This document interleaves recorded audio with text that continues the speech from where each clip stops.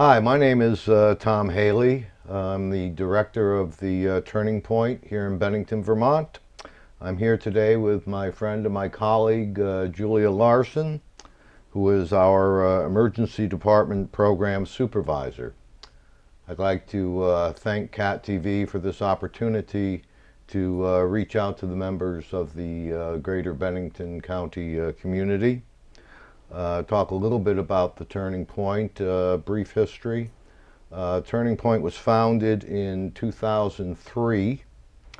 At that time it was used mostly like as a drop-in center for people who were in recovery from substance use. A lot of the language has changed around the topic. I have a sense that most of the folks who came to the Turning Point back in the earliest days probably were there for their alcohol situation. That has changed. But people that came were already in some stage of recovery. It was a place to gather. They held meetings. They broke bread together, shared a bite to eat.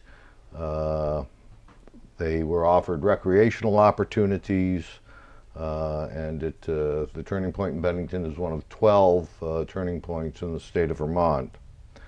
Eventually, the Turning Point's mission evolved, and they began to offer the recovery coaching.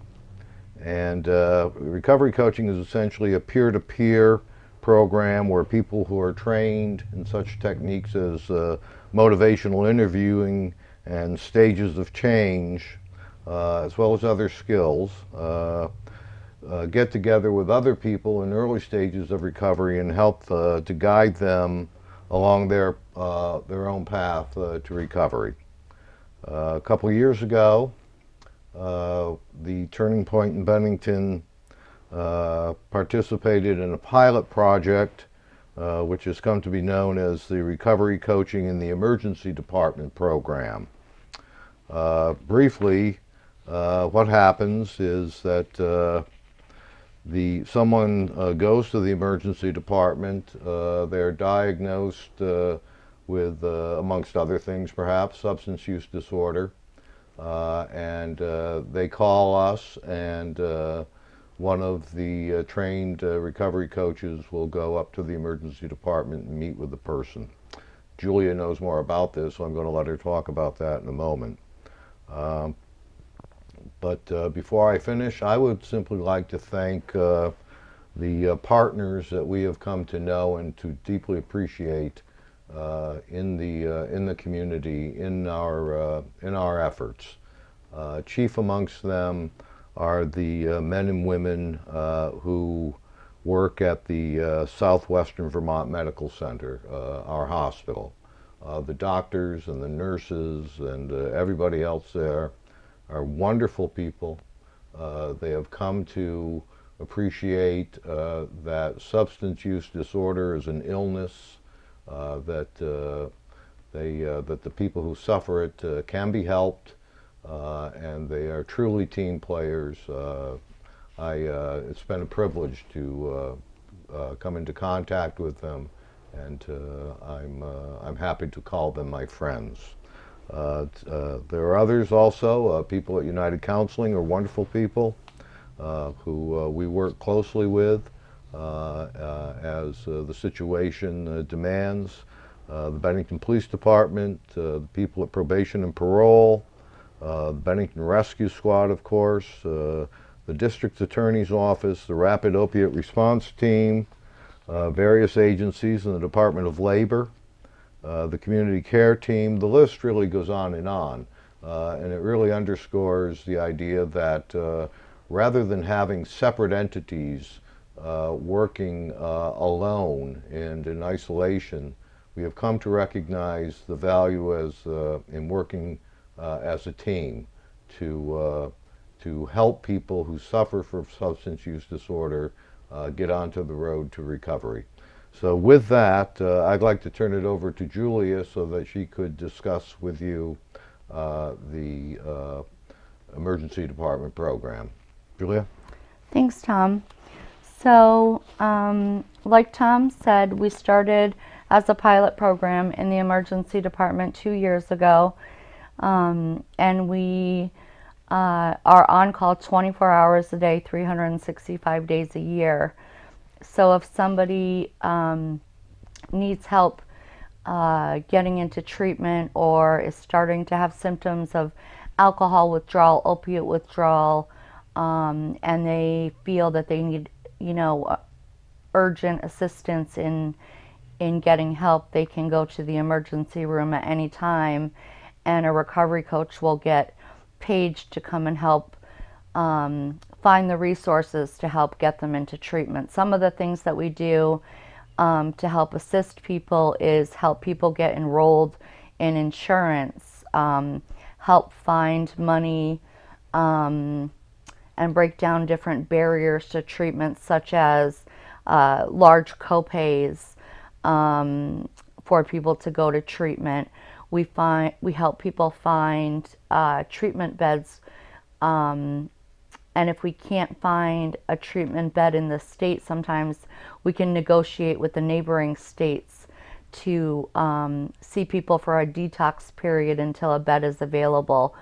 And we work with the individual, and if it's okay with the individual, with their families, to come up with unique plans for each individual that will help provide the resources needed to get the person the individualized treatment and help that they need in order to become successful in their recovery. That also includes outpatient therapy and employment and housing and any just an outlet to talk to, just basically any part of your life that we could enrich with services to help you get into recovery or think about recovery or start to make changes in your life towards recovery is what we start in the emergency room. And then, we talked about a little bit about alcohol being one of the primary cases that we see, but we also know, based on numbers released by the state about a week and a half ago, that we had almost twice as many fatal overdoses statewide this year than we did in the year previous. One thing that I say all the time is that treatment for substance use disorder is available, and staying in active addiction and not finding recovery, people sometimes don't know where to start, and that's where Turning Point fits in and the emergency room fits in. We also help family members who don't know what to do when they have an individual that's not quite ready for treatment, maybe doesn't realize they have a problem, and they want to stop, helping enable the person or help come up with ideas. It's not the old school intervention, you must go to treatment or else we're taking X, Y, and Z away. It's a supportive, nurturing, caring environment, and we approach that with families. We don't deal with substance use disorder with tough love like we used to. And there's also multiple pathways to recovery. And if we can't get people into recovery, we work on harm reduction because we want to keep people alive. Death from substance use disorder is 100% preventable. And it sounds easy to sit here and say all the person needs to do is find recovery, but it is that simple. All the person needs to do is find recovery. And we try and do it in a way that's positive and helpful and supportive. And a lot of times that starts, in an emergency room. It can also start at the center or through a phone call to the center. We saw more people for alcohol misuse last year than we did for opiate misuse, but the numbers are gaining. So the numbers of opiates are climbing to the numbers of alcohol, and that's pretty alarming. We offer Narcan at Turning Point Center, as well as training for family members and for individuals on how to use it.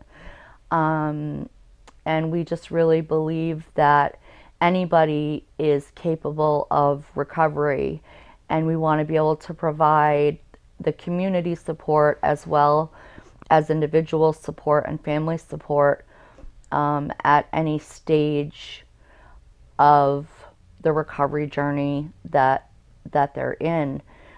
Substance use affects everyone. It doesn't just affect the person who's actively, using drugs or alcohol. It affects children. It affects sisters, brothers, mothers, aunts, uncles, teachers, people that witness overdoses in, public restrooms. We really want to be a positive source for the community who might have questions, and what they can do to help support their community members and family members and brothers, sisters. We've seen a large number of people in the emergency department gain recovery, and we know this is a really difficult time for people. The calls that we're getting into the emergency room are people that are isolated because of COVID, that are experiencing financial hardships because of COVID, that are cut off from they can't go to work to get the fulfillment they get from work. They're scared about the economy. They're scared about what's going to happen. And these are all really valid feelings to feel. And, one of the reasons that recovery coaching works so well is because you have somebody that understands the same fears and has been kind of in the same places that you've been. And they've been through specialized training to help move things forward, instead of getting kind of stuck in the negativity part of it. We try and look for solutions and answers to move people forward. So I think especially during the times of COVID, it's really important to reach out and ask for help if you need help, because it is a safe place. Everything is protected by HIPAA and completely confidential. And I think that's really Thank you, Julia. all that Thank I have you. to say. You're welcome. And thank everybody that might be watching this.